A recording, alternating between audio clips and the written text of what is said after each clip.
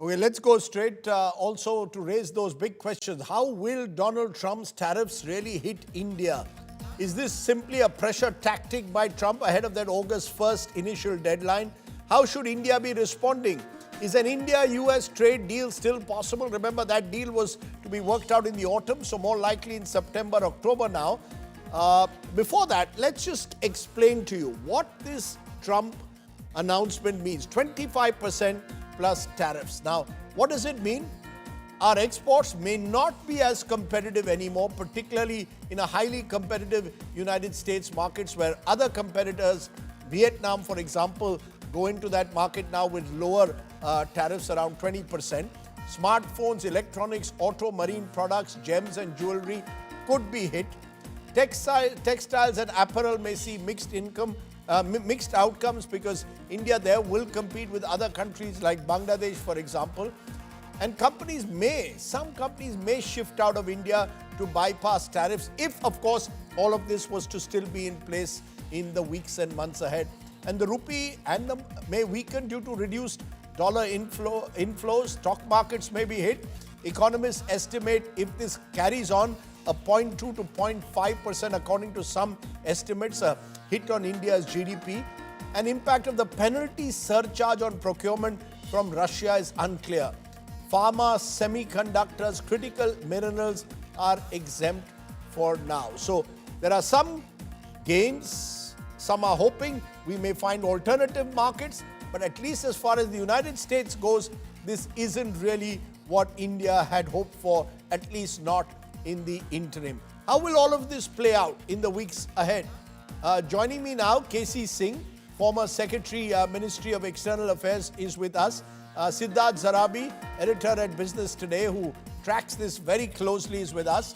And Raymond Vickery, Senior Associate Chair on India and Emerging Asia Economies, former U.S. Assistant Secretary of Commerce and Trade Development, is joining me from Washington. And I want to come to you, Mr. Vickery, first, because give us a sense from your vantage point there in Washington. How are you seeing what Donald Trump has done today? Along expected lines, particularly when he says he's going to impose penalties on India for trading in energy with Russia. Well, thanks very much for having me. I think this is an unfortunate development, but is in accordance with the Trump transactional approach to international affairs. Since World War II, we've had a multilateral approach. The General Agreement on Tariffs and Trade, and then the World Trade Organization. And Donald Trump has cast this all aside for his great man theory of how international relations work. And he would like to have this done like a real estate transaction in which he comes out on top and can show a, quote, profit, unquote. This is not the way in which great democracies like India and the United States ought to treat each other. There really is no problem internationally that couldn't benefit from U.S.-India cooperation, whether it be in security versus China, climate change, world health, and so on. But all that having been said, the reality is what it is. And both India and the United States must deal with the present reality of Donald Trump. That means, in my judgment, that India needs to assess what's in its own interest and look toward the middle and longer term. It needs to assess what's in its own interest in terms of further opening up its own economy. It is true that since independence, or going back to independence, there was an idea that India needed to protect all of its economic activity so it could build, in that instance, socialism in one country. Now, those days have passed, but there's still a lot of remnants of protectionism, which India needs in its own self-interest to reassess. One of the interesting aspects of the statement has to do with Russia, and on that, India needs to take another look itself. Where are its values? Russia is bent on reestablishing the empire which it had when it was head of the USSR. That's not in India's interest. India has gotten some cheaper oil, not cheap oil, but cheaper oil and arms for years. But India needs to take a leadership role among democracies. It does not need to be able to just pander to Russia or even to China to be able to survive. And what it needs is to operate in the international arena in accordance with its own democratic values. And those are not those of Russia. So it's very interesting to see what India will decide in that area. Casey Singh, you're hearing Raymond Vickery particularly sort of emphasizing the Russia factor. India needs to decide what's in its own interest. Now, Raymond Vickery says possibly that India needs to relook at their arrangement. India will say, look, who is the United States to dictate terms? Your first reactions to what Donald Trump has done. The opposition is already gunning for the Modi government, saying that the Modi government strategy of reaching out to the Trump administration has not worked. On the flip side, you could argue that India is holding tough and not bowing down before Donald Trump. Rajdeep, it's very interesting. The Truth Social uh, tweet kind of thing of Trump, in which he has put all this, ends with capital letters. It says, all things not good. And I think Russia comes towards the end of it. So, what has changed? Till now, the impression we had was that we had it till autumn to finalize a deal. The US delegations coming here in the third or early fourth week of August. And so there was some stumbling blocks, and they were trying to get rid of that or see how they could manage US. But I think what has probably shifted is the US approach, Trump's approach to Russia. You see, on Ukraine, he's given the weapons back. He's saying he's unhappy with Putin. Putin's not listening to him. So all of a sudden, Ukraine, which during the first 3-4 months of his presidency, he was not paying as much attention to, he was more siding with Russia. He's reversed his position considerably. And I think that is one of the things which is probably irritating him, that he wants to exert pressure on Russia to get a ceasefire in Ukraine. That is one thing. Now, that may or may not happen, but that's the way Trump thinks. Now, the other thing is that he's got a deal with EU. Now, countries are falling into a couple of 2 or 3 different groups. One is those who are defying him. You got Brazil, you got Canada, you got China. Now, how did China get away with it?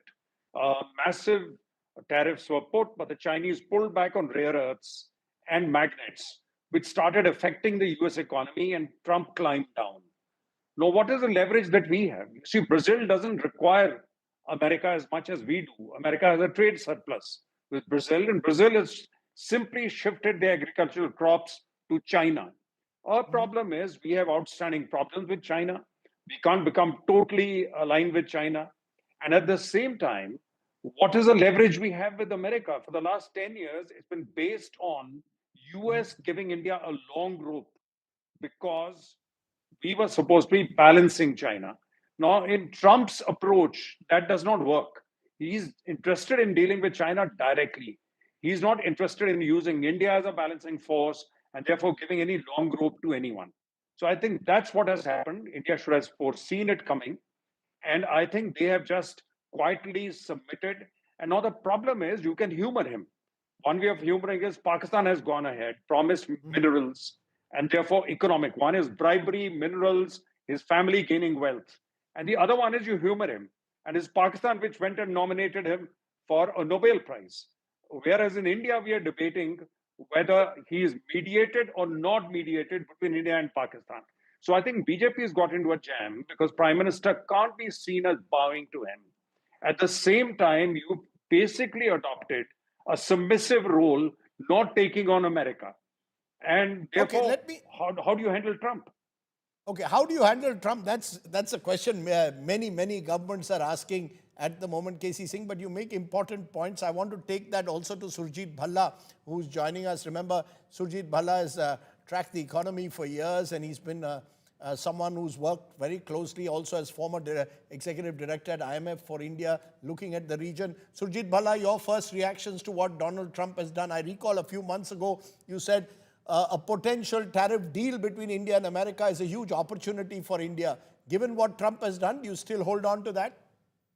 Absolutely. You know, nothing has changed. We've had trade negotiations for 5 months.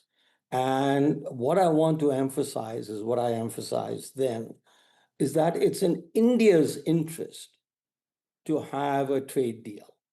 We can say it is Trump that is But a making fair it trade deal, a fair for trade somebody deal, else. Sorry?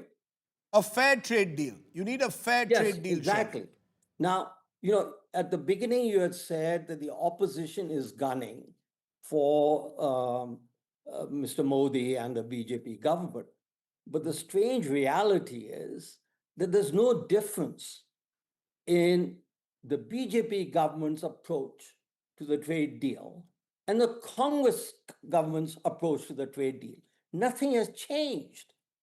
We are still as Trump is threatening to close as impose we were. penalties, Dr. Bhalla. Trump is threatening to impose penalties. I mean, this seems to be an open-ended attempt to try and put pressure on India to come to a deal on US terms.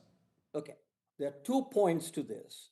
The first one is a trade deal, and then we'll come to the penalty, which is still up for negotiation. And mind you, that penalty is part of the geopolitics of the world, has to do with the Ukraine war, has to do with various other things. So if we can compartmentalize and do one by one, we'll be better able to reach what should be a solution, what should be our negotiating strategy. So, first and foremost, we should negotiate in our own best interests. Now, one of the sticking points, so to speak, between India and the US, as far as the trade deal is concerned, is tariffs on farm and dairy products. Yes. Now, right after the Congress and the opposition went all out to stop the farm laws, which they were stopped, unfortunately, by the Modi government, the Supreme Court did a survey of farmers as to who they would want, as to whether they would want the farm laws to come into effect. 87% of Indian farmers, 87%, Supreme Court survey said they wanted the farm laws. So the point is we have to look beyond our narrow thing and look at what the deep state is doing. Somebody else is No, so are you saying a broader trade deal should include very quickly the agricultural products, dairy products as well? Absolutely. Otherwise, I don't know what a broader trade deal means. Okay, Second, let me 1 second. let me stop you for a moment. Okay, go ahead. Finish up. Finish up. Yeah. Second, we have been touting the fact that we have reached a trade deal with the UK. Now, part of the trade deal was supposed to be BITs, bilateral investment treaties. They haven't been dealt with at all with the UK trade deal. We've been negotiating that for ages to come out with, and it was announced in the budget on February the 1st that we will relook at BITs, bilateral investment trade deals. We haven't done a thing on it. So let us be a little bit objective and in the interests of India, what the BJP should do. And in the interests of India, the BJP should try and negotiate a trade deal that is good for Indian manufacturers, that is good for Indian farmers. Okay. So far, it doesn't appear that they have done that. I'm just stopping you for a moment because Siddharth Zarabi, you've been tracking it. How are you seeing it, Siddharth Zarabi? Do you believe that one shouldn't overreact to what has happened? It could be Donald Trump simply negotiating hard as he's done with other countries as well and then may push back. He's just looking from America's interest point of view. How do you see it? Well, the first part to that question, statement was issued by the government of India at 8:30 p.m. And I think in response to what our other guests have said, Rajdeep, just two lines are very, very critical, which reveal the government of India's stance. The first point is that government of India is saying we want a mutually beneficial bilateral trade agreement. That's point number one.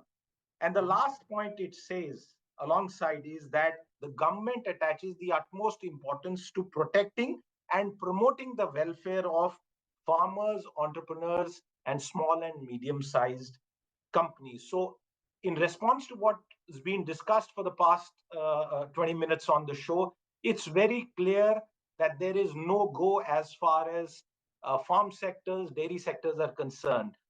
Off record, we've also published a story where uh, top officials are saying that this is an unfair pressure tactic. And that brings me to the most critical spanner that has been thrown in what were otherwise protracted but very detailed negotiations. The quality of the negotiations, from what I have learned, was of a very, very high caliber. And those negotiations had reached some sort of finality in the form of a proposal, according to sources in the United States as of last week, were on President Trump's table. What Mr. Singh said, if you were to take it forward, the Russia factor seems to have come in, and the penalty percentage. This is going to be very, very important for a future conversation, negotiation, and meeting between the two teams. Trump had in the past said 10% on BRICS nations. Senator Lindsey Graham has proposed 100%, and he has also said to crush the economies of countries like Brazil, China, and India. Is it going to be 10 or 100 or somewhere in between? If this were to come through, it's very clear that President Trump will put our negotiators in a very, very tight corner. One final point, Rajdeep, which perhaps is being overlooked by what seems to be President Trump's personal discussion and not really fully in line with what his negotiating team have proposed, is this whole factor. Before April 1, it was 3% weighted in trade weighted average terms, the duty. That's gone up to almost 12%. Now it is going to be 25% plus penalty. Imagine the consequences for a negotiation. So has President Trump decided to put the future of the India-US relationship, which is all-encompassing, on the stake? I don't know, but it's clearly going to be a tough negotiating environment in the future. I just want to, given what we've just heard, before I come to you, Mr. Vickery, for a final round, look at what Trump has been saying, because ultimately Donald Trump's quotes are the ones that make the headline. He warned only yesterday a 20 to 25% tariff on India. He's gone to the higher end and also added penalties. This is what Donald Trump's been saying. Just take a look at his sound bites. India's been, they're my friends and he's my friend. And, you know, they ended the war with Pakistan at my request, and that was great. And Pakistan did also. You know, we did a lot of great settlements, including the recent one, as you know, with Cambodia, blah, blah, blah. So that was a great one. I think that's been pretty well finalized now, right? I don't know. I'm asking you. Did I do a good job in that one? I did a good job in about 5 different wars. Do you think I'll get credit for it? No. So, will I get credit for it? She'll say yes. No. Is the deal with India finalized? No, it's not. Okay. So what rate are you expecting? Well, we're going to see. We're going to see. But India's been a good friend, but India has charged basically more tariffs than almost any other country. I want quick comments this time from all of you as a final round. Raymond Vickery, Donald Trump keeps saying India is a good friend and then goes on to say good friend but very high tariffs. How are we to see this? Is this pressure tactics? Is this at the end of the day Donald Trump trying to squeeze India? Very quickly, sir. With Donald Trump, nothing is about friendship. It's all about is the transaction and the aggrandizement of Donald Trump. That's his approach. It's not the right approach, but it is the reality. And what must happen is that saner heads on both the Indian and the U.S. side must continue to value the relationship between the U.S. and India and work our way through the difficulty which President Trump basically has created. That's his stock in trade, to create a problem and then to back off at least somewhat and then claim a great victory. That is the real estate mogul's approach in the United States to business. So we've worked our way through the nuclear test problem. We've worked our way through sanctions there. We've gotten a US India civil nuclear agreement, and we can work our way through this. But it is going to require India to assess its own interest in regard to its values, as well as the United States. And that has to do with Russia and it has to do with protectionism. Very quickly, KC Singh, let's just look at it from a diplomatic point of view. How should Indian diplomacy now work? We've ignored Trump's comments where he's tried to link a ceasefire, Indo-Pak ceasefire to trade so far. The Prime Minister's kept away from the T word. Should he now be speaking out? Or should our diplomats speak out and call out Donald Trump? No, I think speaking out will not help because we do not have much leverage with the US. As I said, the Chinese did. They just withheld their rare earths and the Americans climbed down. But what we can do is you'll probably have to compromise. It's what the Europeans did. It's not popular there. There's a lot of dissension. Countries like France are very critical of it. But they've accepted a 15% across the board duty. It's going to have long-term impact. But I think they're playing for time. They realize that by midterms next year, Trump may be completely handicapped if he loses the Congress. And so it's a question of playing over the next 1 year. So I suspect India will have to basically compromise and appear to they'll have to appear not to compromise and yet compromise. I don't see any other option at this stage. Okay, you don't see any other option. Surjit Bhalla, you've continuously said, you're the one person who's been saying that this is a trade deal that's a win-win possibility. So you would suggest just stick at it and make it as broad a trade deal as possible. Am I correct? Without getting into the numbers. Yeah. Well, without getting into the numbers, what I would say is taking a cue from Mr. KC Singh, is that we shouldn't compromise, but we should negotiate. There's no pride lost in negotiating. That's what diplomats are there for. And that's what countries do. They negotiate in their best interest to offer a win-win for themselves and for the other partner. We have... And you maintain that it should also involve farm products. There will be those listening to you who will say politically that's unviable, not possible. Well, then explain to me, Rajdeep, when a Supreme Court survey of farmers in India says that reduction in farm laws or whatever, or continuation of farm laws, whichever way you want to phrase it, is in our best interest. That is what a trade deal with the US would do, would bring farm laws that we ourselves wanted, that Prime Minister Modi himself wanted to come into place. I see no pride lost. I see no harm. I see it's a win-win. We should present it that we are doing what's in the best interest of our farmers. Okay, final word from you, Siddharth Zarabi. What do we expect over the next 48 hours leading to August 1? Will India simply now respond right away or be more patient over the next few weeks? Because there is an American delegation likely to come to India next month. Rajdeep, the immediate response has come. I expect that further negotiations will continue. But, let's not imagine that India has no leverage. Remember, this conversation is about a goods deal. It doesn't concern services. And you have massive amounts of money that American tech companies make from India. By one research estimate, $25 billion by the big tech companies alone. Billions of dollars being spent by Indian students in the United States. Other forms of services cooperations, the GCC hubs that we have created, which American companies are exploiting. It's not one-way street. And I think increasingly, India is also going to demonstrate and flex the leverage that it has. It's not going to be one-way street for sure. Okay.